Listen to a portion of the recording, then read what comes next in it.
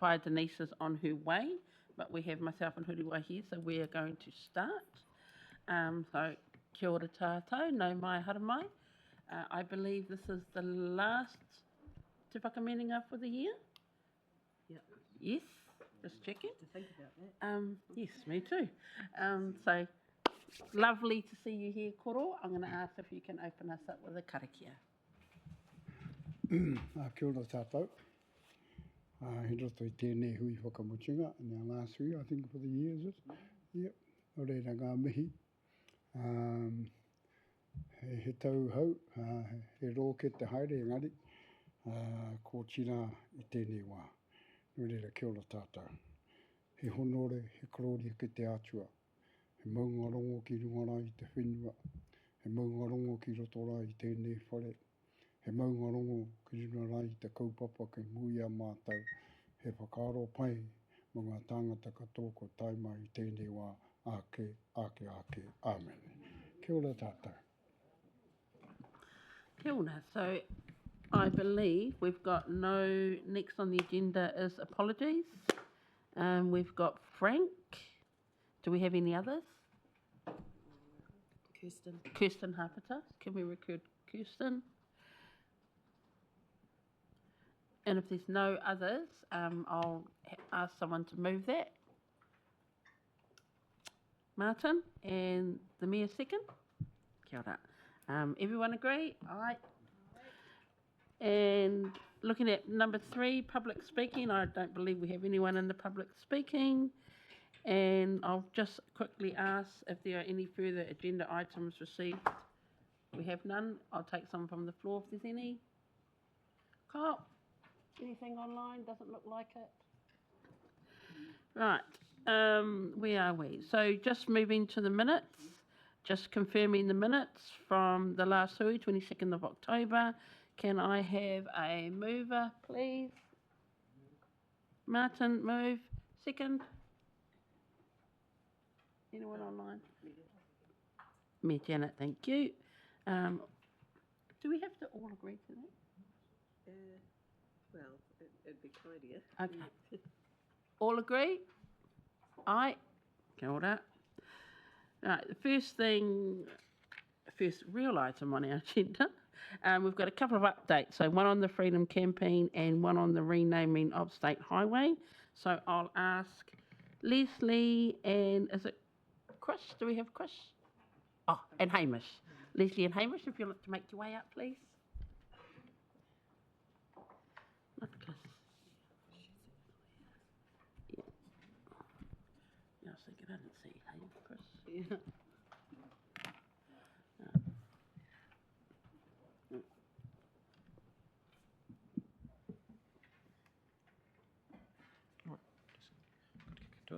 Morning, everybody.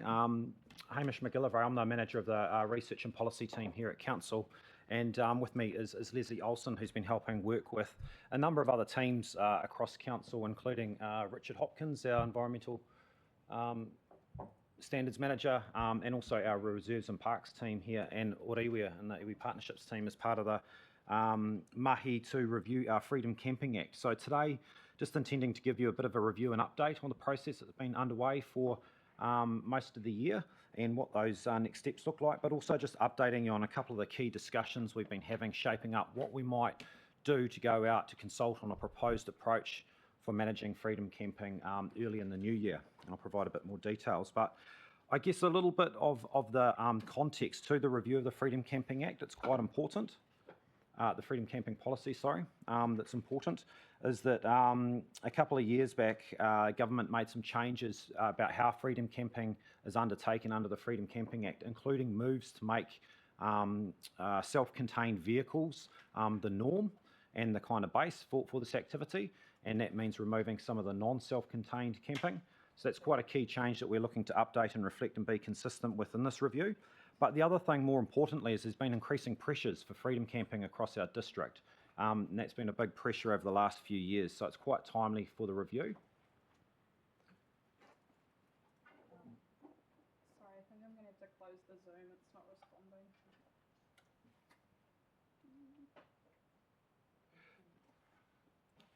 So, just while we wait, this update that we're providing was a similar update that we provided at a workshop for council on the 29th. And so it's just recapping some of the high-level processes, and we had a very good discussion and kōrero and feedback as part of that as well. So it might look a bit familiar to some in the room. That's all right.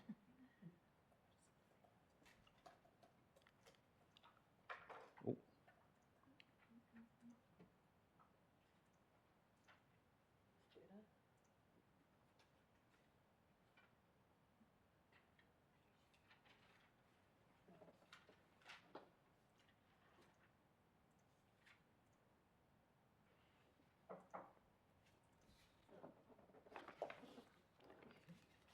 Right, there we go.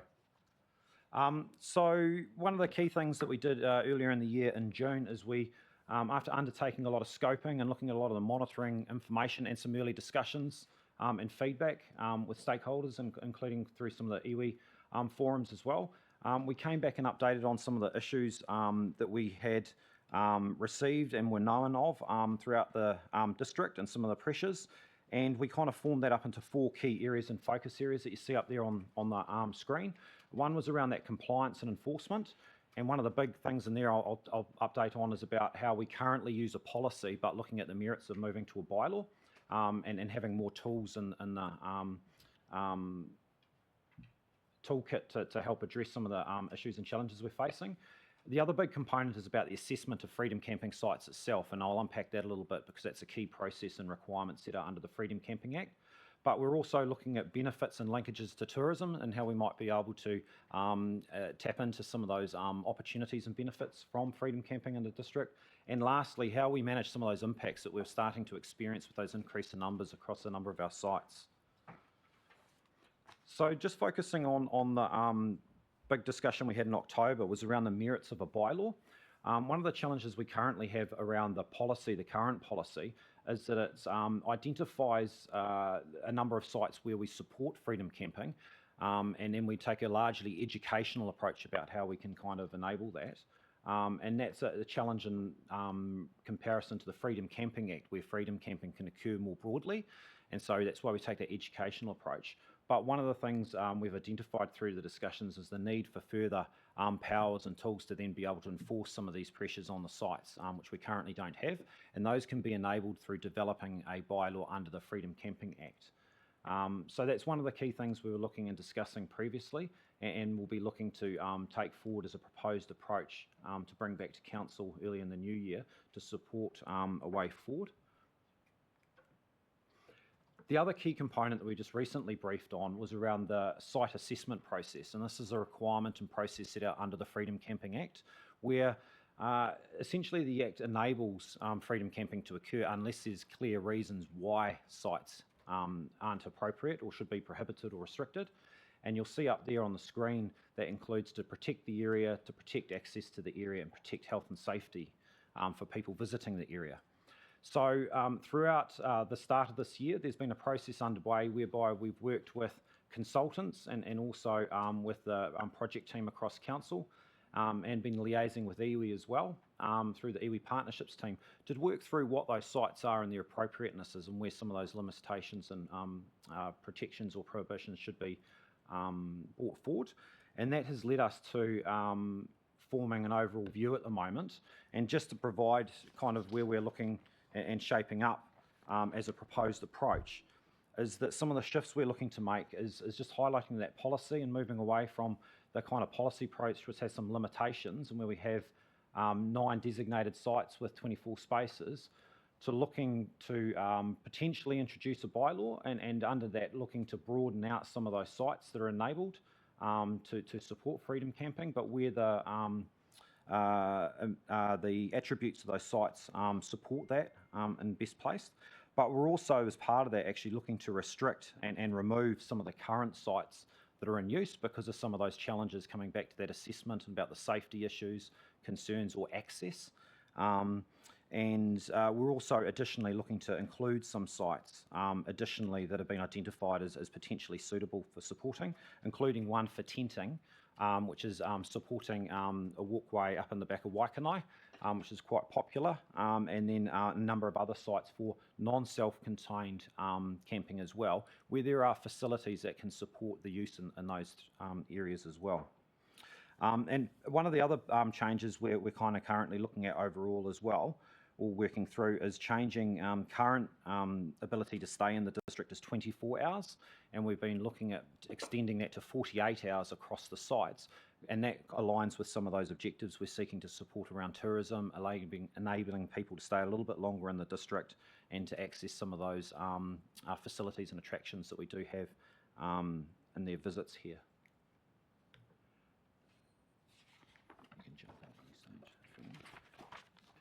So just at a high level, just some of the changes, as already mentioned, enabling 11 sites.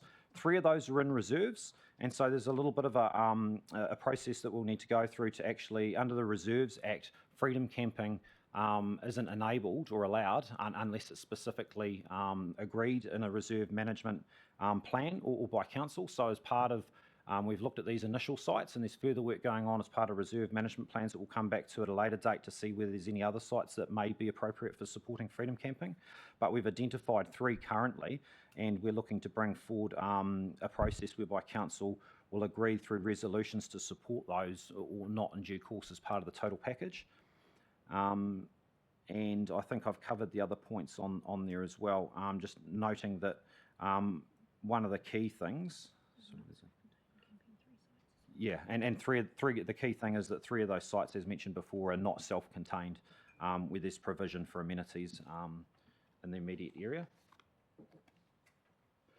More broadly, the areas and restrictions we're looking to bring in is, while enabled across most of the areas of the district under the Freedom Camping Act, we are looking to prohibit any freedom camping within town centre areas or mixed-use areas.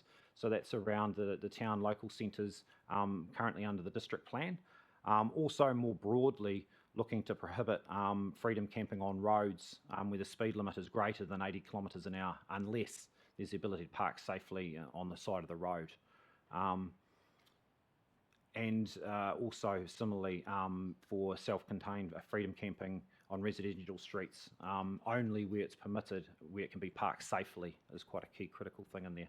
And I'll come on to one of the key challenges with the move to self-contained campers is that the size of the vehicles is larger than what was previously enabled. So that has some implications about the parking spaces required, the turning spaces, and some of those on-site management of those as well. So that's one of the key things, just moving to implementation and what we're thinking about as part of the proposed approach that's kind of still shaping up. Is that there is a practical consideration we need to have around what sites and how they're marked out and how they can accommodate these larger vehicles is quite a key one. So one of the key things and impacts of the changes is the loss of parking, a trade-off with allowing some of these sites in there and actually making the parks larger than what are currently there to accommodate. Where appropriate, it does mean that we lose a number of other parks that would be available for other uses. So how we work that through is quite a key consideration about the overall safety of the sites.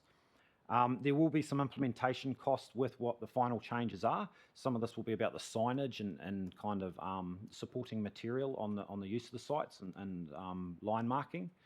And some of the other measures we're looking at in the future, but not immediately, might be the use of kind of permit or booking systems, more importantly about those sites, but those are quite difficult at the moment. So we're looking at those and considering them, but potentially as longer term implementation options post the immediate work and focus on the freedom camping policy or proposed approach. Just coming back to some of the key links around tourism. One of the key things, as I mentioned earlier, is we're looking to extend the stay in the district and make those links through to our destination management plan, which has a link to support tourism of all denominations. And I guess one of the key things we'll be looking to do is to help provide better supporting information and making those connections to the attractions and the events and other opportunities that are available locally to support that activity as part of the proposed approach going forward. One of the big things about this is that freedom camping only looks at what can be done free. So there has been discussion previously about options and opportunities for partnering or looking at charging for freedom camping and access to amenities. So there is the opportunity we'll be looking at ongoing about where there might be the ability to partner to provide amenities to support freedom camping in some of our broader locations in the district, and that's a consideration we can bring forward as part of looking at our reserve management plan processes. And there is the ability to partner with other agencies or how we work with others like the New Zealand Motor Caravan Association, who have a number of their own member sites that they have within and across the country for their members to access in addition. So those are things that are outside the freedom camping approach box, as it were, but options that we're looking to identify and explore as part of this process moving forward and making those links back to tourism. So just touching very briefly on the overall benefits and impacts, I think most of these we've kind of identified earlier, but really it's that opportunity to look at an approach that we can take to better manage some of those pressures and the numbers we're experiencing by potentially looking at that bylaw with those additional powers it gives us to actually limit where people go and ensure that the numbers are managed within the sites more effectively, whereas at the moment we get a larger amount of numbers attending some of these sites.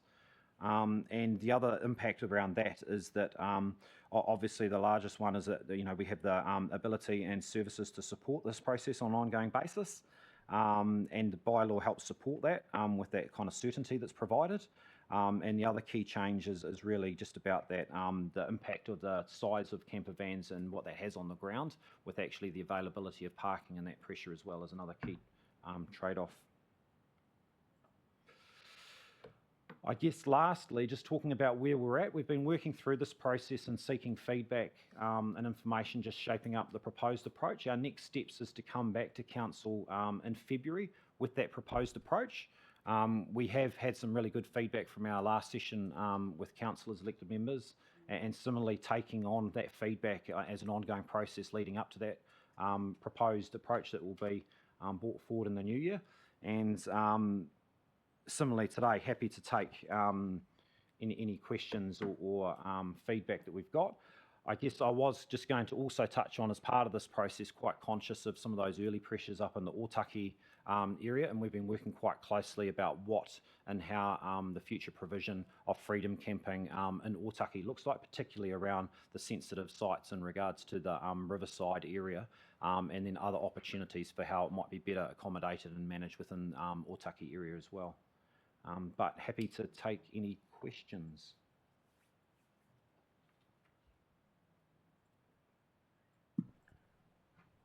Any questions? Do we have any questions? Or I'll take questions and comments, really. Shelley? I've only got a comment, I probably said it the other day as well. In Otaki specifically, because that's where I'm from, I think we really need to consider that we have people who have been going to the beach for a long time, and locals, and we need to make sure we accommodate them and ensure that they can still enjoy their environment. I don't know how that's going to look, but there'll be a lot of kickback if you start kicking people off the beach in their, the caravan, their vans and stuff like that. That's a discussion to be had. Anyone else? I've got no one online, and I've got no names on my little screen. So I have a couple of comments. So firstly, and kind of speaking for Otaki, but overall, like the main objective is that we are protecting our taiao, protecting our mahinga kai in those spaces. And these are the spaces that we're talking about, enabling this kind of activity. So when we did have the briefings or the workshops, we did ask, because it's quite a hot topic in Otaki, in particular with our whānau, Otaki river mouth aside, I think that's a separate issue. What we saw is the key to this is education around what is currently allowable and what this bylaw is going to enable, because we don't want it to seem like this bylaw is going to enable freedom campers all over Otaki Beach. And it's not, from what I understand. That's allowed anyway. And probably the third thing is the issue that we're having is maybe not with the bylaws, but with people flouting the bylaws. And so that, again, is a separate issue. And just wondering what benefit having the bylaw will have in terms of people not listening to the current laws that are in place anyway. But one particular one was around the river mouth, and I understand that's a section on its own, and I'm not sure if you have any more information, but do we know the situation there, the exact situation and how we're going to deal with that, and is that kind of interrelated with this? Yeah.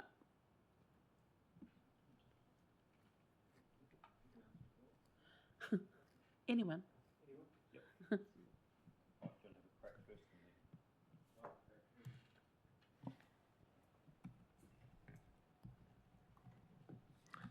So through the chair, where we're at with Otaki River Mouth is an ongoing conversation. My understanding of the land is that it is Lynn's land to manage. Historically, we've had management of freedom camping activity in that space. Through the Act, Lynn's land has a different management parameters for freedom camping on it. That doesn't preclude any other activity the public can use the land for normally. This is just in direct relation to prohibition of freedom camping itself. So there's a lot of activities that overnight fishing and the likes that look a lot like freedom camping but may not fall within the parameters of a bylaw. So this is an ongoing conversation in that space. Cool. Yep. Yeah, and just to add to that, because it is currently identified in the policy, this review process will allow us to reflect that and those settings that go forward as well, update and reflection. Yeah. If there's any other questions? Kyle? Yeah, no. Oh, Hoodie Wildlife. I can't see his yellow hand on his yellow background. Hoodie Way. Sorry, I have two questions. Looking at page 16, where it talks about the proposed restrictions and prohibitions. The first question I have is more to the bottom right-hand corner, where it says it's permitted, you can do freedom camping in the residential areas that are 80 k's or lower. Is that what the Act itself currently provides, or is that something that the council is proposing to enable? I'm just trying to say, like, is that already like something that the Act allows for as a right, or do we have to actually regulate that? No, my understanding, well, the Act actually enables freedom camping in that top right box on that same page within 200 metres of a formed road or beach unless restricted or prohibited. And so that restriction is a restriction that is being proposed, but under the auspices of the Act and putting a bylaw into place.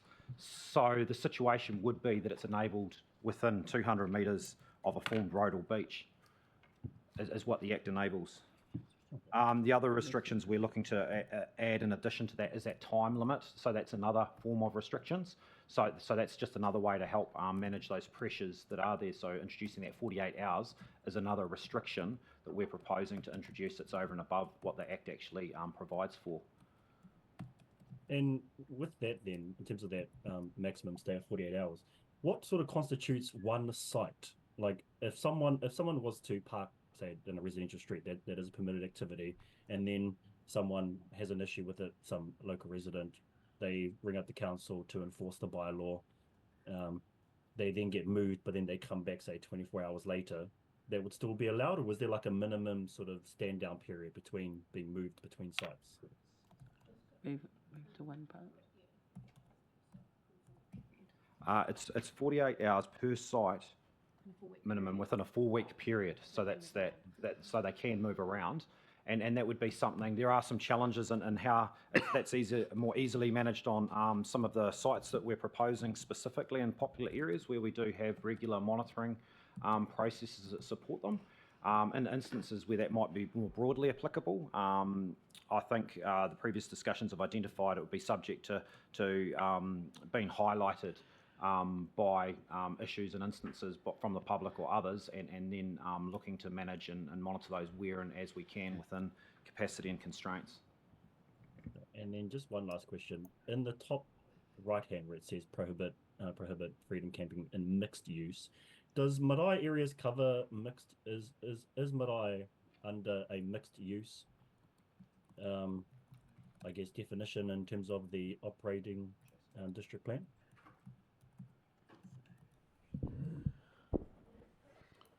Kia ora koutou. My name's Jason Holland. I'm the District Planning Manager. I'm acting for Chris today. And in response to your question, both the Whakarongotai marae and the marae in Otaki are within town centre zones, Oh, right. I believe. Yeah.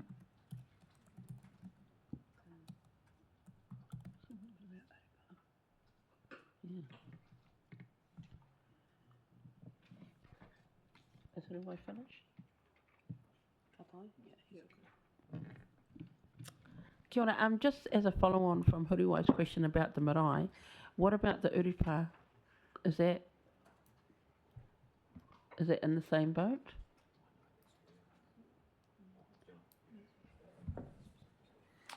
Happy to look into the district plan maps and clarify that. Yes, please, that'd be great. The urupa at in Waikanai specifically, or Rangiatia, okay, yeah. okay. But Yeah, so where's- very happy to where's clarify the- any Waikanai? questions like that offline after the. Yeah. If you just want to send them through to me. All right. Leslie, did you have something to add, or? I was just going to say that, yeah, so although like our cemeteries are part of technically reserves, we will sort of be saying that all cemeteries in Urupa are prohibited areas. And also we're looking at specifically like Anzac Road leading up to Otaki Cemetery as well, because there's been reports of activity there. So we've highlighted that space as well as a prohibition zone. Great. Awesome. Unless there's any other questions, and I don't see any. Martin. Why, thank you, Madam Chair. My screen's not working. Look, mine's just more of an example question, just for a bit of clarity than anything else. So I'm under the impression that with regards to the bylaw, because it's freedom camping, that pretty much what people can park, once the law change goes into place, people can pretty much will park anywhere as long as the area is not restricted. Is that correct? Yep, so you can park in the suburban area, or that sort of scenario there as well. In relation to, so just as an example, in relation to Otaki then, you've got the Marine Parade up there. I just wanted to get it clear in my head. Obviously, there are the car parks in there where there will be some parks allowed for freedom camping. But in theory, people could actually park on Marine Parade just as a normal park because there's not yellow lines down there. So you could potentially get vehicles parked down the street down there. Is that correct? Right. Okay. Yes. Just wanted to make that point clear. Yeah. That was it. Okay. So just from Otaki, I know you've got the issues down on the river mouth and that sort of stuff, but potentially this could potentially lead to some community issues around people parking and blocking views and that sort of scenario. Would that be potentially a fair comment that we would have to manage? Try that. Yeah, we can't, in terms of prohibiting or protecting sites, you can't sort of prohibit based on, affecting someone's view. I get that. No, it's more but it stands yeah. to reason that we're more than likely going to get some people. Yeah. I mean, it doesn't Yeah. take much to get people complaining up here, all and all due respect to them, that once their view's blocked for any reason, people start getting a little bit upset and that sort of stuff. But legally, there won't be anything we can do about it. Yeah, I think it'll be, like we have been up till now, obviously we'll be monitoring all the activity, and obviously we have a new scenario, so we'll be very closely monitoring that, recording information, looking at service requests, and that will sort of build up a picture again of how it's looking under the new approach. And it does come back to the criteria under the Act for which we can prohibit and restrict. So if it is creating a safety issue or issues over access, we could that's the grounds on which we're kind of there. And we've done the assessment process has gone through a lot of sites. There's some good feedback from a few areas from the session the other day that we're looking at additionally based on some feedback. But looking at those criteria as the basis for any potential inclusion.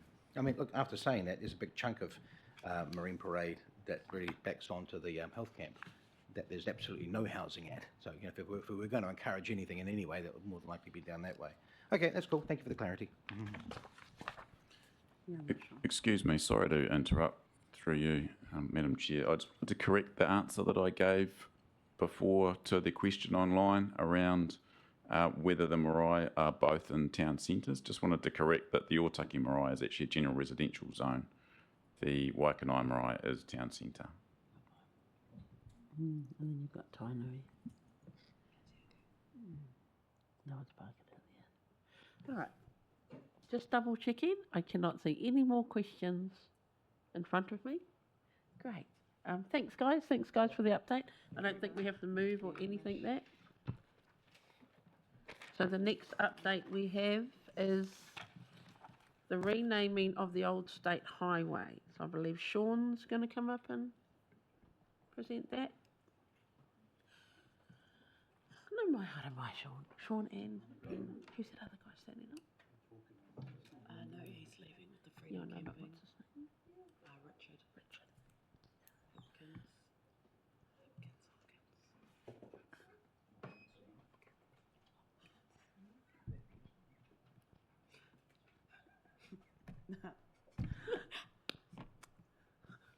You're going to get in trouble. Morena. Thank you, Madam Chair. You're welcome. So I'm just going to run through an update on where things are at currently with the renaming process for the old state highway. And so there's a number of slides. I'll just run through those and probably maybe just as easy to take questions as we go in terms of timeframes. Yeah. Happy to take Yes, questions as we fine. run through the Questions? slides. Comments? So the old Mackay's to Pika Pika Expressway opened 2000.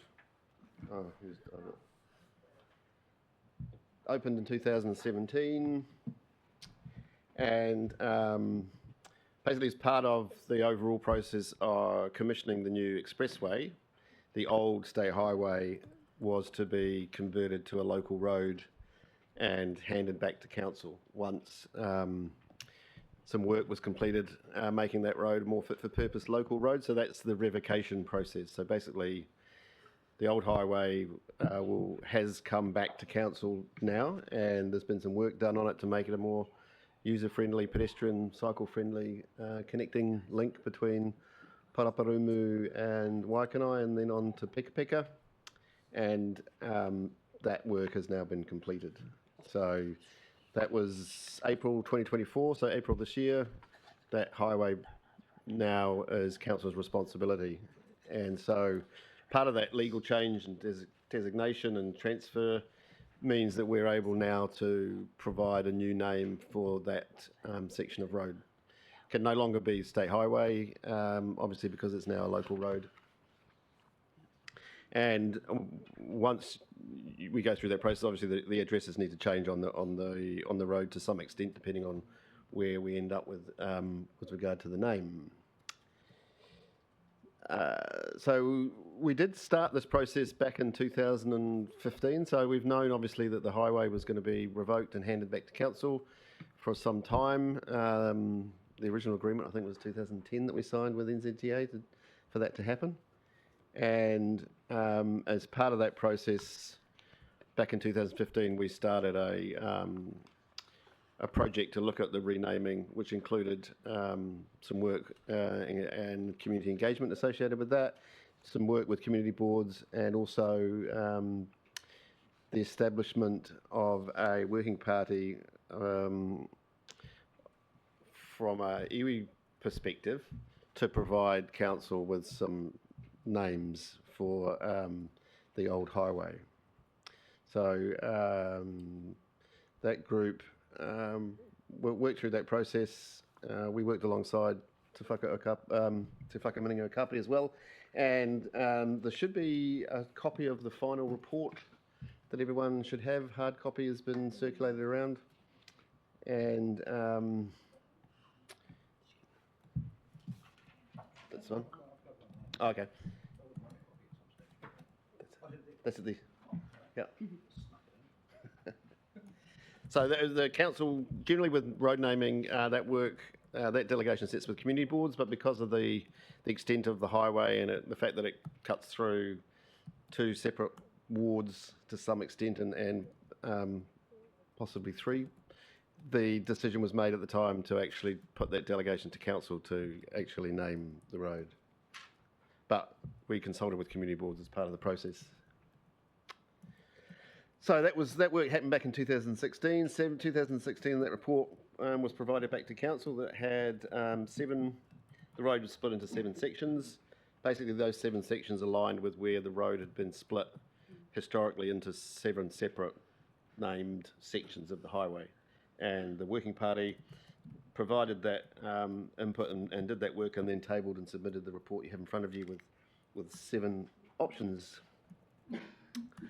And there was, as I mentioned, there was also some community engagement associated with that. So community boards were consulted with. We also did some wider community consultation on those options and accepted anything else that the community chose to submit. And we basically got to a point in 2017 where the council of the time actually put that work on hold. So we had a whole lot of submissions that came in. There was, I guess, a lot of community interest in what those names would look like, but also at the same time, we hadn't yet revoked the highway. So back in 2017, the road still remained under the ownership of NZTA. And so the council at the time decided that they would wait until the road was actually revoked and handed over to council before applying those new names to the road. So formally the road has been in New Zealand, NZTA's ownership up until April, and so that delegation applies, so they are responsible for the name. Now it sits with council. We're now responsible for sorting out the naming of the highway.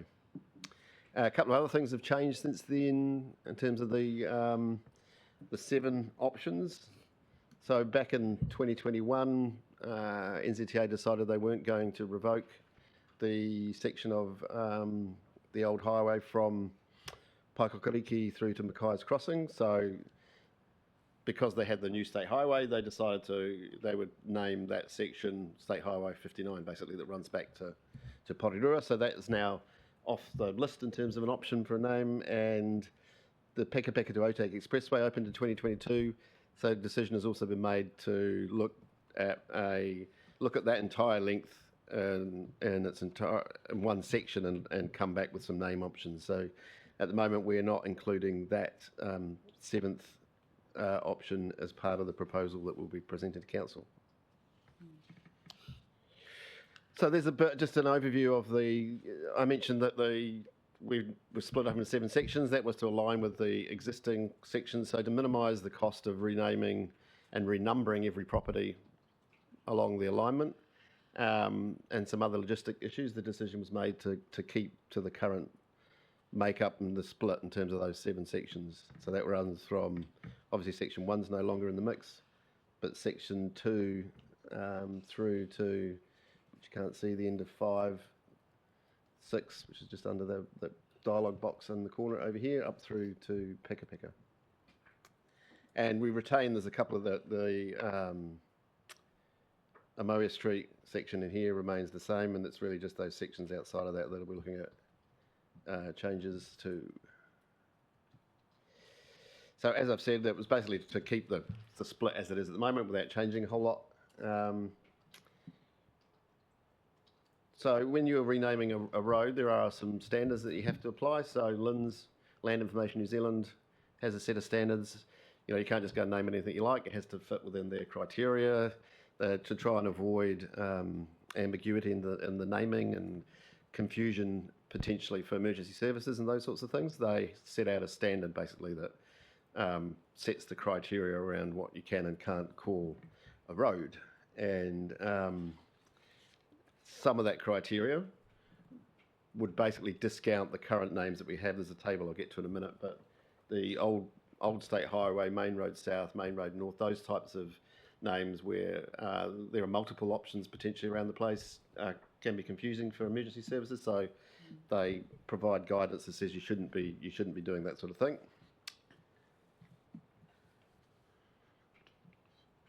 Now, so again, I think I've spoken to those.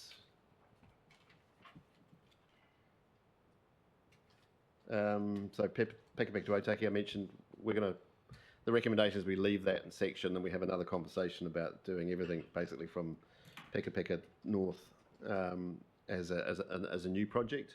So once that's revoked, same process.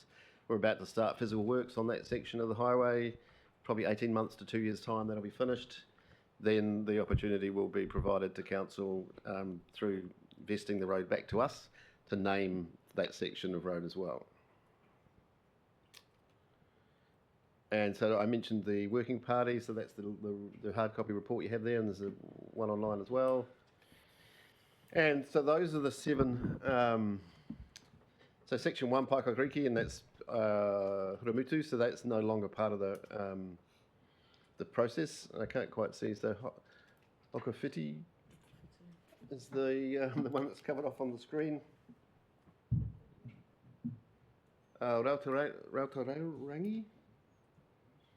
Rauturangi, oh that's easy, that's better, is the Paraparumu north to the Waikano River, so they, basically that's the other side of Amoa Street, heading north up the hill through the Aotearoa roundabout and then onto the Waikano Bridge.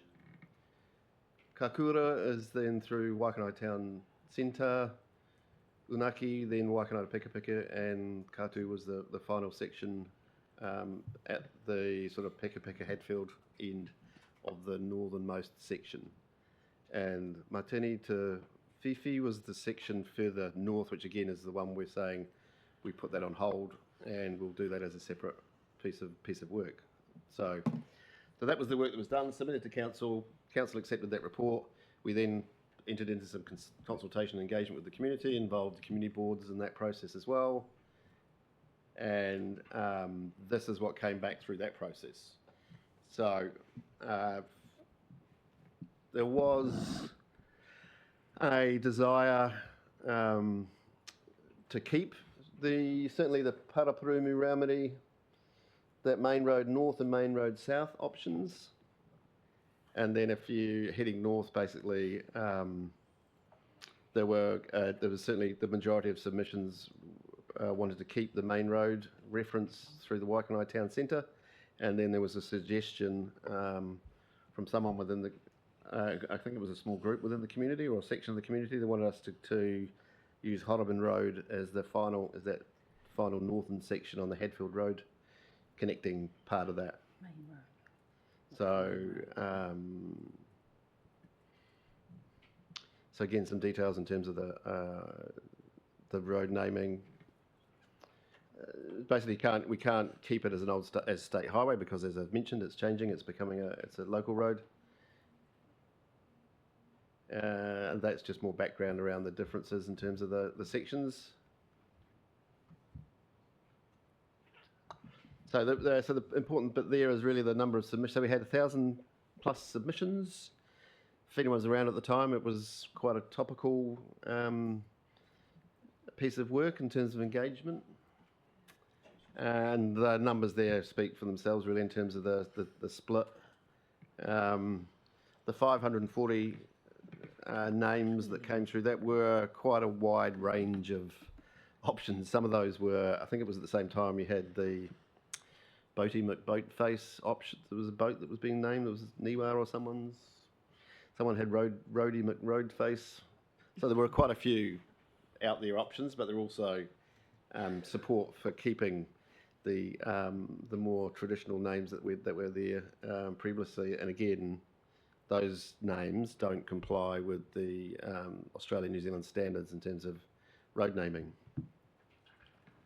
Do we ask questions as we go? Yep. Yes, yeah. Oh. Me? I'm happy to wait till the end. I think Okay. we should get through the presentation. There's not that many more. Okay, Yeah. I can wait for you too.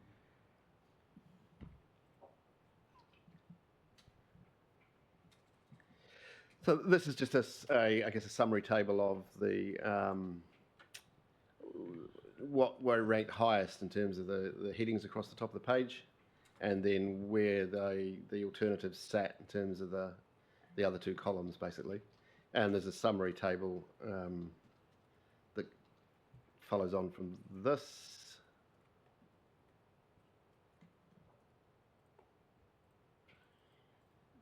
So again, section 2, Main Road South, that was the preferred, that's not in accordance with the standards. Main Road North, Main Road, there's really a main street in Otaki, so felt that was a bit confusing in terms of the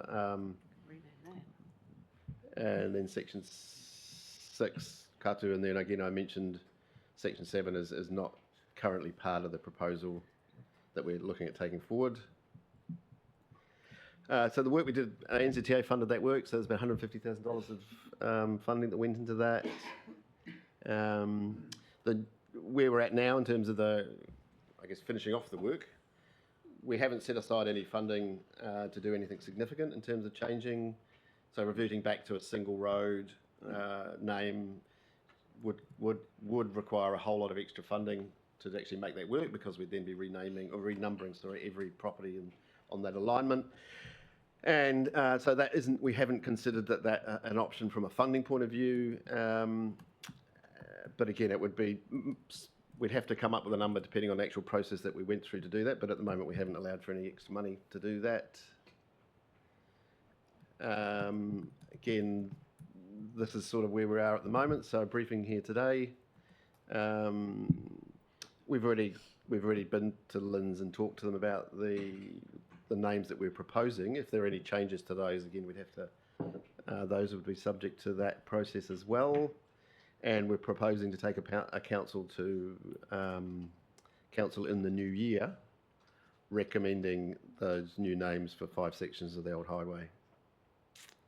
And those other 2 are really basically recommending we leave out the section to the north, and we no longer require the one to the south because it's State Highway 58.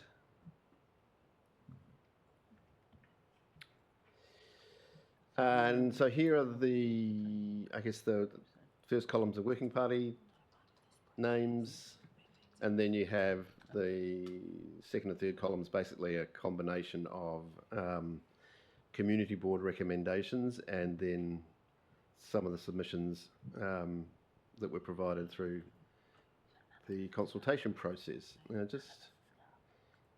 So that's where we're at the moment.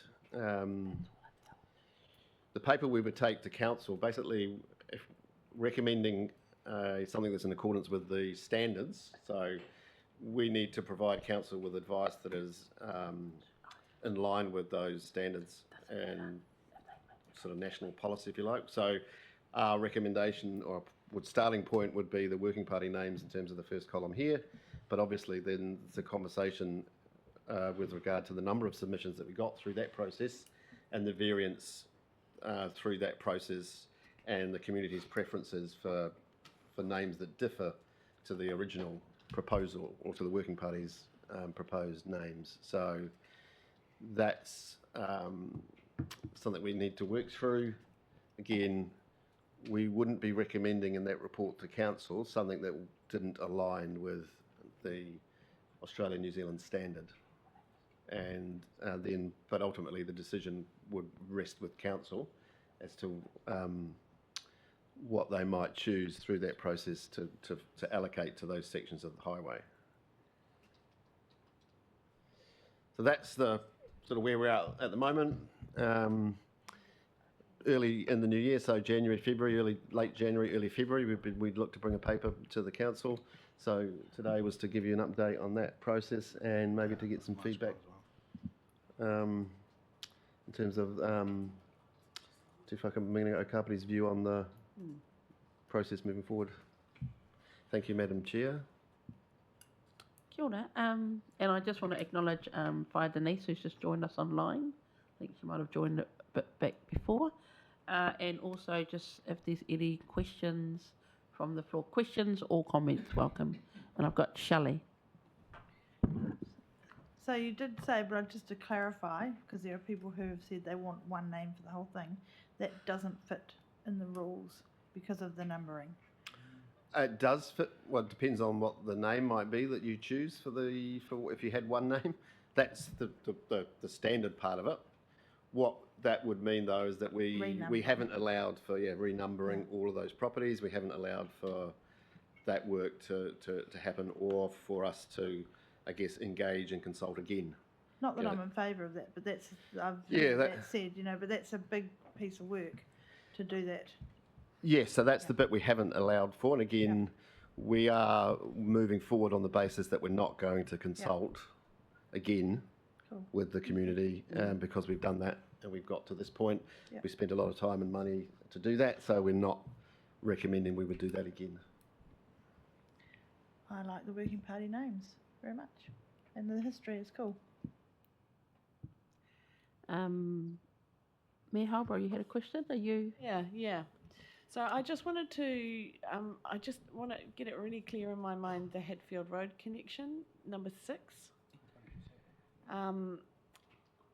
So I asked this morning, Sean, whether it was actually part of State Highway 1. I've just looked it up, and I think there's a name already on that bit of road, according to Google Maps, and that's Hatfield Link Road. I'm just keen for us to rename the ones which are either State Highway 1 or Main Road, because one of the main objections last time was that there were too many sections. So the more we can kind of consolidate, the better. So that Hatfield Road connection, if you look in Google Maps, there's a Hatfield Link Road. Is that the same thing? Yeah, I haven't had a chance to check the plans, but I do know at the time that that was the informal name that was given to that section of road when we were, once it was completed, because it was a new connection, but it hasn't come back through any formal channels here that I'm aware of to allocate it that name. So I'd need to go away and find out where that's at. Yeah. And determine whether it remains part of this process or whether if that has already been allocated to that section, then that would come out of the off the list. It would be good to check that and whether that needs to be in this process. Yes. Which is a renaming State Highway 1 process, which we need to rename for specific reasons. Like we're not renaming a Mohia Street or Remataka Street. We're not renaming the ones except for the ones that are called State Highway 1 or Main Road, etc. Main Road South, Main Road North. That was my understanding. Yes, that's correct. So we'd have to check. That again, that was a new piece of road that was built to connect up. Yeah. I really love the work that went into this and was completely gutted at the time with the community reaction to it. I'll just put that on the table. By the same token, I think one of the names is a little bit complicated for practical reasons, and that's Raotarangi. I love the story of Kahi Te Raotarangi, which is her full name, Te Raotarangi. And I'm aware that the strait between here and Kapiti Island is called Raotarangi. And I'm just wondering if we could go back to the working party and ask if they would mind her first name, Kahi. Whether that's a possibility, whether that would still maintain the mana of that name. That would be the only kind of suggestion I would make. I'm just trying to kind of maintain the mana of these names, but also take on board the comments of the community during the consultation that we went through. I think it helps that we're down to 5 sections, not 9, which is, I think, what we initially had, including the existing names.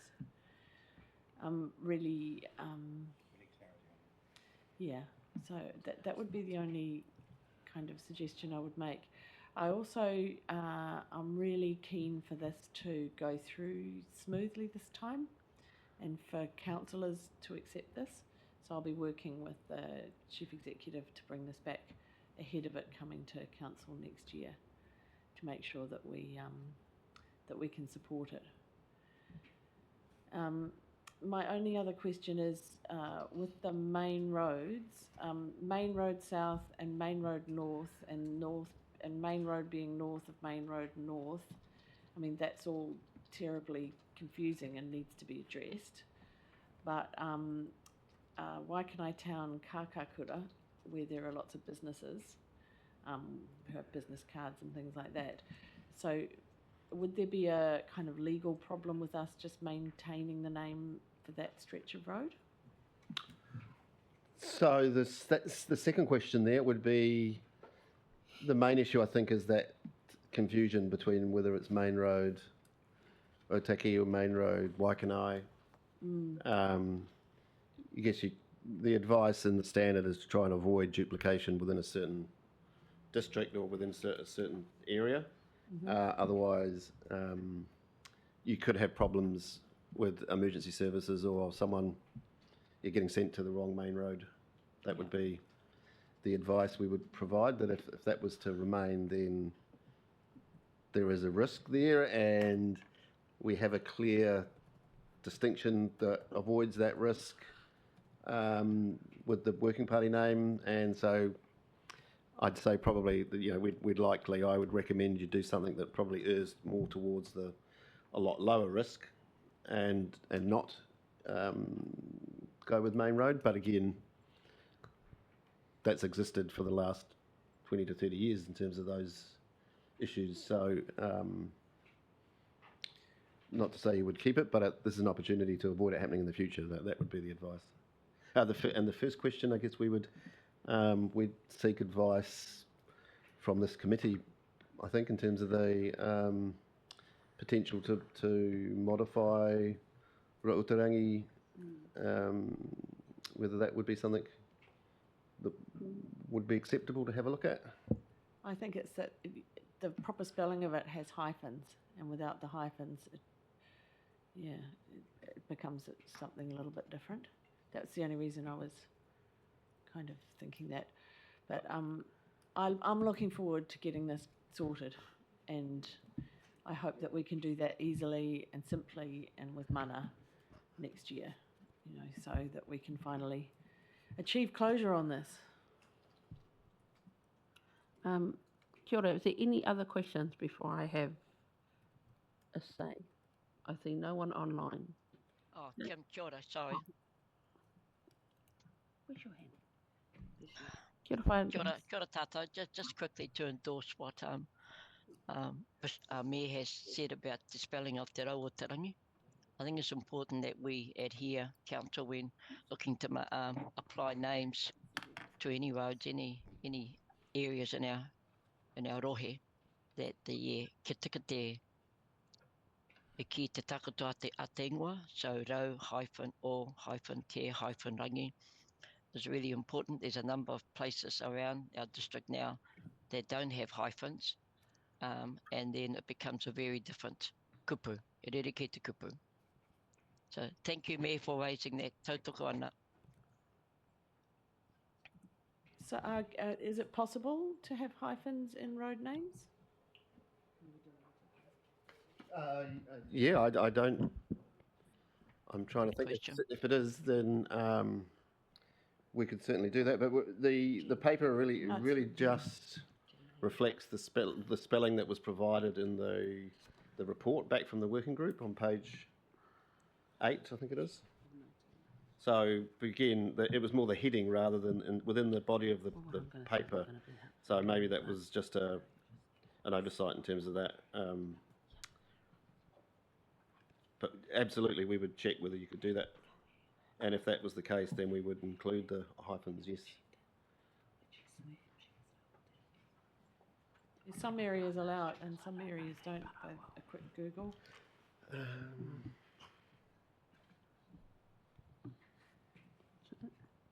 that for you? Yes, so I would have to find. I don't know the answer whether that is or isn't allowed, but we could certainly find that out. Yep. Yes, the hyphenate. So, is that all, Mayor Halborough? Yep. Right. And you're going to find out that. So, Martin's got a question as well? Yeah, sorry, question's going to be a little bit contentious, but it needs to be asked because I know we're going to get asked it during the process. So we've got the recommended names that we have here, all Māori names, and fully respect the process that's gone through to achieve those. We're going to get pushback on, potentially, going to get pushback on that, not saying we will, but just say for argument's sake, if we have the community, and I don't know what the process is going to be, but just say for argument's sake, the bit of road that's by Len Southwards, the Car Museum, say for argument's sake, which got a lot of support through the submission process. Is there any leeway or is there any process, I mean, the names that have been recommended, if there are suggestions to change those names, would it have to go through a submission process again as such? We've had some submissions come in with regards to names. Again, I'm not flagging that it's going to happen, but I've got a good, but these will be the questions that are asked, and I just want to get some clarity around that. I could have potentially brought this up at the council briefing as such, but I think it's just quite good to front foot the question with regards to officers and getting an understanding of that. I'm not talking about supporting your main roads or anything along those sorts of names or anything like that, but particularly in that one there, number 3. Otarangi. Yeah, calling it sort of Len Southwood Drive or something along that sort of line, does have merit with regards to association to that area. Not saying I prefer one over the other or anything like that at all, but I'm sure that's some of the questioning that we're going to get. I think so, Councillor. If you're saying if you chose to go with one of those alternatives, would we need to reconsult on it? Would we have to reconsult on it if it was a name that had already been through the consultation process? I don't believe so. I'm not aware of any formal requirement to consult. The council policy we have on road naming talks about submissions from community boards and developers, providing those to council. I think it would be at council's discretion as to whether or not you chose to consult. Again, we don't believe that you would need to. I think even if you went for an alternative on that table, you have already engaged with the community and got their views. So, but again, it's probably a question. Is at your discretion? And we've got the current recommendations, which were. These are the working party recommendations. Yeah, we don't have a recommendation as of yet. Right, okay. So these, what we're looking at, just seeing whether Te Whakaminenga is endorsing the working party recommendations at the moment as we move forward. And then other questions more relevant to the process outside of I think so, yeah. So today was to give an update, but also to get some feedback and an opportunity to ask questions. Yep, so again, just clarifying, as a process, these names with regards to this could be even a preference. Come to debate, come to the process around that. There could be arguments for other names, which will be a robust conversation, I'm sure. The parameters for that would be fundamentally names we've already consulted on or had feedback on. We're not going to go through another process around this.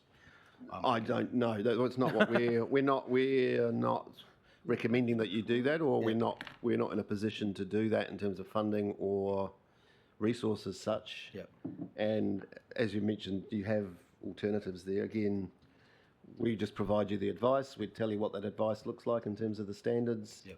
But ultimately, whatever council resolves on the day, you can resolve to not comply. And choose an alternative. Just another question. How do community boards fit into this? Because normally road naming is a delegation of a community board, because I've been there when that's happened. New roads goes to a delegation for the community board. So this is obviously coming to the council table. Does that upset the apple cart in any formal way at all? No, there was a paper that came to council that resolved to delegate that decision-making power to the council. Okay, no, that's even though I think the Property Council has overarching delegation to do it anyway. But I don't disagree at all. Just checking. And as part of the process, there will be feedback coming in from community boards. Would that be right? The feedback we've got at the moment is the feedback we'll provide as part of that report. We're not going out to seek any further input from community boards. Even though there is now a new Raumani community board, but we still had the Paraparumi Raumani community input through their board when we did this work in 2017. Fully appreciate that. That was 2 terms ago, though. So and again, I'm just checking on process. That's all. So that we've got that. That's our input into this. Okay, that's cool. I just wanted to check. Thank you. So if there's no other questions, am I able to make a quick comment, Madam Chair? Sure. Thank you. I just wanted to pick up on the point you made, Councillor Halliday, which is something that shouldn't escape us. 2 terms ago, we were talking about this, right? So it's probably really important that at some stage we put a stake in the ground and make a decision for our communities. Yeah. So that is a really good point, and I think it's important that as a collective we acknowledge how long it's taken us to get to this point, because it is very contentious. Local roads are easy to name, which is why they sit with community boards, right? But the big stuff comes to the council table to make what can be challenging decisions at times. So we will make sure we are prepared as much as we can be to ensure that you have the information and good information in front of you ahead of that decision. And in relation to that, one would assume that the information, all the processes we've gone with regards to consultation, that sort of stuff, that's the information we'll be drawing from. You know, we're not about to do any new pieces of work around this. That's what we'll be drawing from. Okay, that's cool. Right. So I can tell it's a contentious issue because this is the most we've talked and the whole time I've been on chair and see what. So I'm going to have my say. And what I'm going to say is probably not going to be helpful to anyone, but I think it needs to be said. Because if this is not a forum for iwi to say how they feel, then where is? Yes, exactly. So, and I'm happy for Auntie Denise and Huriwai to agree or disagree, but as I'm looking at this paper, I'm looking at the people who are in this working party, all rangatira in their own right. Uncle Reuben, Hepa, Ra, and Anthony Drever. And there's no way I would not support any of the recommendations that they've put on the table. I am all too conscious that this is not a technical issue. This is not a process issue. This is a political issue. This is Māori names going on streets and people not liking it. That's what it is. At the end of the day, that's what it is. So you can look at the process, look at the technicalities of it all to the death. But we all know that this is a political issue. It's about having Māori names. We did go back to, I think we managed to get in contact with Uncle Ru, Hepa and Ra, and all three of them, for want of a better word, are over it.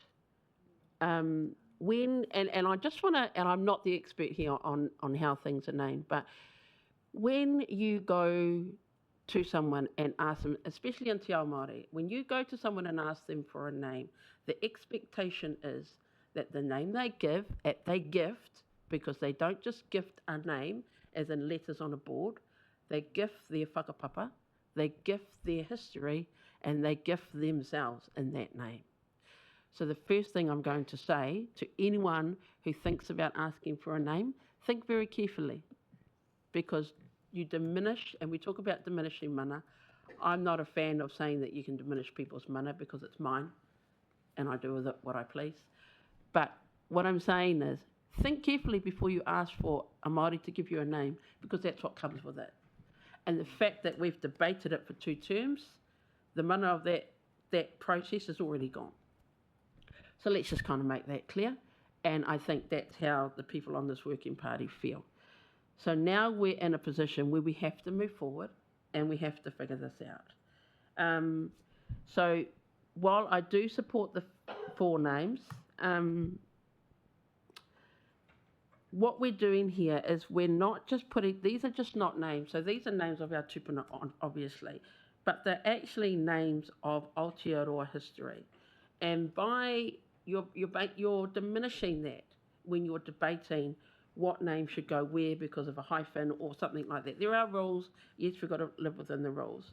But if I think about the people that were around 2 terms ago compared to the public opinion that is around now, we can't change our history depending on what someone thinks this year or the next year or the next year. Our history is our history.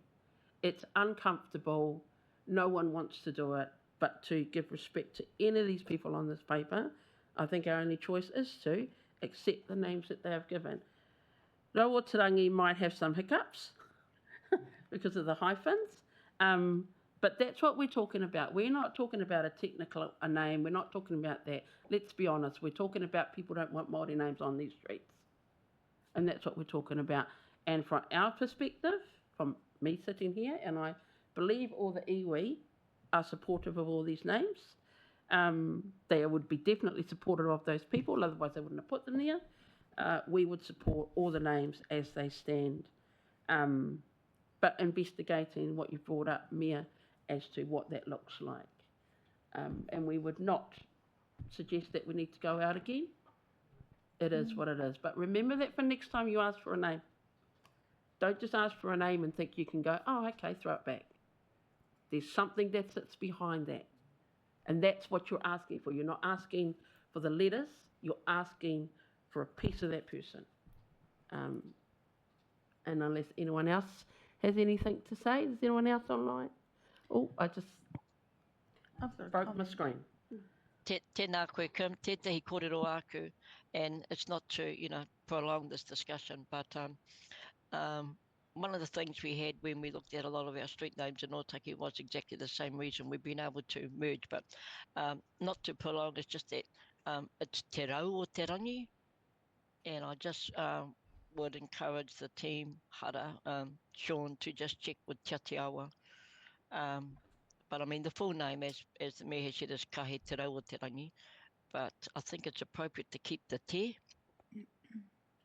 Te Rau o Te Rangi, we have it in, we have tupuna names around Otaki that are significant, like Te Rauparaha Street and others, then we wouldn't dare to write up Rauparaha without te preceding his name. And I think given the significance of this and the story behind Kahe Te Rau o Te Rangi, I think kia tika te whakatakotoa te ingoa, Kim. And there's a te in front of Te Rau o Te Rangi. That's how you pronounce the name. It's not just Te Rau o Te Rangi. Kia ora. Kia ora, Hara and the team are going to check on that. I've just got a comment. Yes, Sorry. Shelley. And it's kind of with, like Auntie Denise has said, actually, take a leaf out of Otaki's book. We have a lot of Māori names. They've been there a long time and people get used to them. We've got Rangiuru, Waitahu, Te Manawa, Rangatira, Eti Moana, the list goes on. What's the problem? And we shouldn't listen to people with a problem. They've been gifted. Let's go with it. Get used to it. Sorry, Martin, I didn't see you. Oh, no, that's absolutely name fine. up, No, to be able to. I hear you, Shelley. Look, again, not taking all that on board, and I fully support what's being talked to here. What I'm potentially seeing is a misunderstanding, from my opinion, with regards to Māori, non-Māori, and perceptions of what things mean as such. Something I just wanted to flag, because I think, as Kim, you pointed up, if we can't talk about the stuff in Te Whakaminenga, where do we talk it about, and parking all that, I'm good with that conversation, but in relation to what you just talked to, names are put forward for new roads as such, and I don't know what the processes are around this, and sometimes they are Māori names, sometimes they are non-Māori names, or place names, or whatever, and that sort of scenario. Do the same rules sort of apply? What I mean by that is that normally, say from a community board perspective, 3 options are given, and usually they're given by the developer, or they've been asked to, with regards to things. I guess it's just working out protocols around this that works properly, that everyone understands, because great, I think having that understanding through the conversation comes really, really important to be highlighted with regards to the naming of the highways, in regards to what comes. And also, if you're going to ask for a name in the Māori space, then there are, should we say, for want of a better way of putting it, conditions that come with that. So the question would be, well then, one could argue maybe we ask for some names on some roads and not other roads, because then there's that obligation aspect or that expectation is or isn't being met, sort of thing. It's a bit of a fraught space. Not from necessarily a Māori perspective, but again, it's that non-Māori understanding of the process, which can be, shall we say, quite linear compared to the layers that are actually involved in the gifting of the name as such. So looking at it from a community board perspective, I do wonder, is there any conversation that needs to happen around that process as such with regards to new roads and things like that? Or is it something that can perhaps be just reflected on, and perhaps we can talk to, because it's not something we need an immediate answer on as such, but it's just something I wanted to flag as a potential issue that we may have coming up. Yes, so the current process for road naming is there's a formal process for that for new roads. and it sits with community boards. There's a requirement for, I think, as you mentioned, developer puts up 3 names, provides background as to the why. I don't believe there's any requirement to consult or engage with the wider community on those options. Yep. Comes back through the community board, then with a recommendation they make a decision. So this process though is not that process. I'm not saying this, and whether or not that's seen as being controversial or you as an issue, then it may well be. But I don't. It's not an issue from a formal council delegation process. No, that's what but they may raise, community boards may raise the fact they feel that there's been some time, or that they didn't. They might want to have another look at it. But again, what we're presenting here is where we got to through quite a lengthy and a lot wider process than you would normally do, and provided the outcome with the working parties' names, and then the engagement provided some feedback on those and some alternatives. And fully respecting that, Sean. Still in that process. And I'm not disagreeing with that process at all. Yeah. And that this is something different. Kia ora, I was going to answer Martin's question, but I'm going to ask Koro Dodd to speak first. Sorry, Ben. Yeah. I'm just listening here, and I think with the te, we have two words in Māori, is te and the he, which is one is a definite article and the other one is indefinite. And when that word te comes up in front of a word, it means it's definitely te rau o te rangi. It's like when someone applies for a job. When you're tono for a job, we have a he kai tono. There's someone applying for the job, but they haven't got the job. Until they receive the job, then it changes from he to te. So that's the difference between the te and the he. So the te, what Denise was talking about, is so important once you place it in front of a word. So like my word is te maipi, so it's definitely te maipi. So there's a difference between the te and the he. It's a definite word, a definite article. Yeah. Kia ora. Kia ora. Me Harbour, do you want to? Oh, sorry. Thank you for that, Korodon. I just wanted to talk about what Kim said before. I've been through this a couple of times at council. The first time I experienced it was with Otarawa Park, and I sat, I think, in this seat at this table and apologised to iwi for what happened there. And there was so much pushback, and people said, we're not going to get used, we're not going to, and it's too difficult, and all the things that were said about this. And now everybody calls it Otarawa Park, and it's absolutely fine. So at this point in time, I think we should stop talking about should we go back, should we not. We shouldn't. Let's bring this to council. I sincerely hope, and I'm almost certain, that we will just name these roads and move on. And there might be some pushback, there might be a few social media posts, there might be even an article in the local paper, or there might be some public speakers coming in and suggesting Roadie McRoadface, but let's just do it. Yeah, and I'm sad to hear that the mana of these names is already lost. I hope that we can reinstate some of that mana by actually embracing them, maybe putting up some signage around some information. The information here is so beautiful, and let's try and bring some of that mana back. So, let's just move forward with this. Kia ora. And just lastly from me, on what Martin was saying, so what I took that to be, there is no hard and fast rule or process that defines this kind of stuff. It is a relationship. And those who come and ask for names generally come because of that relationship. And some don't. Some developers don't come and ask for a name. But those who do, generally we get requests from people that have been in our town for a very long time, and I'm talking specifically of Otaki. So they know when they're asking for a name, they know what that means. And I wouldn't want it to become a process because it's too fluid for it to be embedded in any kind of process. It's just a mutual respect. Okay. And it's basically what the treaty is all about, kind of.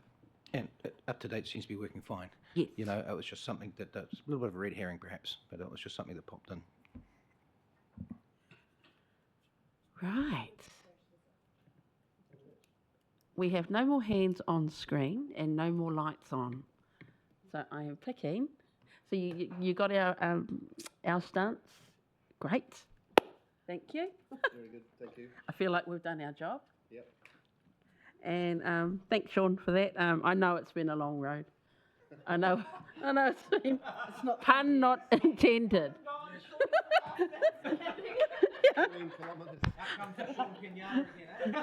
I know you've done that presentation I don't know how many times. And we're right back where we started. No, but thanks for that, and thanks for all the comments around the table. We have to? Yeah, we're going to, just to be clear, we're going to follow up on the te reo tarangi and whether the hyphens and all that kind of stuff. And there was another comment made, so we'll follow up on that. And then obviously that will go through the process, come to the table, you'll have our feedback, and that will be incorporated into the report. Great. Kapai, thank you. Great.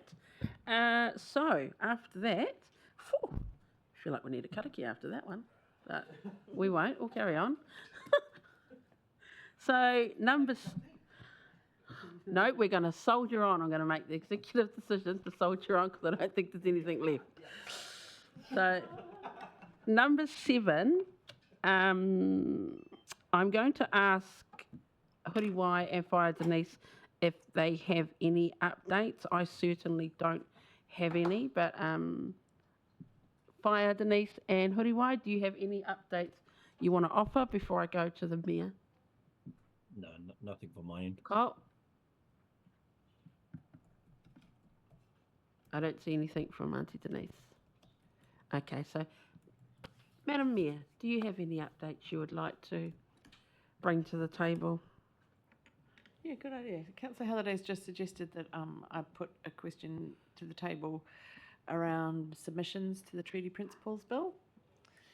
I know that some councils across the country are submitting. I know that Paikakariki are holding a submitting writing workshop. Councillor Hanford's been helping organise that with the community board. So I'm just wondering whether iwi are sitting with that, what submissions are going in, whether they would like our endorsement of any submissions, or what your expectation or anything like that is of us in that space. Well, that's great to hear. Auntie Denise might want to chime in on this. But what we have been doing is exactly the same thing. So holding wānanga around submissions, individual submissions, hapu submissions, hapu ōtaki submissions. So basically just trying to educate people on what that submission process looks like, because a lot of people haven't done that to that level, and giving them ideas of what would be good in those submissions. So there is, and I can speak for ōtaki in that sense, I assume Ngāti Toa have also, I think Rawari mentioned, they have a submission that they put up on their website for whānau to take on board, make their own. Yeah, so there's a big push to get those submissions in, and it's really good, because what it is also doing, it's not just about the submissions, but it's creating another education space about all this stuff. So there is a big push. I will talk to others in Ōtaki, and I'm sure Huriwai and our Atiawa whānau have a chat to them whether what that collaboration looks like with council in terms of the submission. But right at this stage, we're just trying to get as many submissions in as we can. Thanks. I could comment on that, Madam Yep. Chair. I was in a hui at the beginning of the week, Te Miruata with Local Government New Zealand, and we had the Green MP, Huiana, talking there as well, and she was just talking about some tips with regards to the submission process. Would are you aware whether iwi would be asking to speak at the submissions as such, do an oral presentation as such? It was sort of indicated that would pack more weight if you like, because obviously there's going to be a lot of submissions come in. Following that train of thought, I was wondering, a collective being Te Whakaminenga or Kapiti was to put a submission in and be spoken to, could be representative of the district. I don't know. But I just wanted to perhaps, it was suggested as a strategy, shall we say, with regards to what might get, shall we say, more traction as a submission as such. Yeah, so if I could just, so to my knowledge, we haven't had any actual direct conversations about that. I would imagine that iwi, as an iwi, for an iwi submission, they might ask to speak. I imagine that we've done this in the past with art, where we've all asked to speak as art, and there's still obviously an art submission. Yeah. So that might, a TWOC art submission. So we haven't actually... Maybe an art submission. might be Yeah, more we appropriate, haven't looked at what that looks like, but we have done that in the past. And then, yeah, I imagine the iwi themselves will speak. We haven't actually collaborated them, so we can take that back to our art forums and discuss that. Just thought I'd mention it, that was all. Thank you. If there's no other updates, number 9, we have correspondence, and it's a roundtable update, but I'm going to assume that we didn't have any updates before, so we're just going to carry on. Future agenda requests, we have that on the item. If anyone's got anything that they do want put on the next agenda, please contact either Hara or Dem Services, let them know. I've got no one popping up on my screen, so I'm assuming we've got none today. And that concludes our hui, and I'm going to ask Koro Don to close us with a karakia, please. Take this off, as Darren said, if he can't hear this of me, I told him that I'm not breathing. So if he can hear it, it tells me I'm breathing.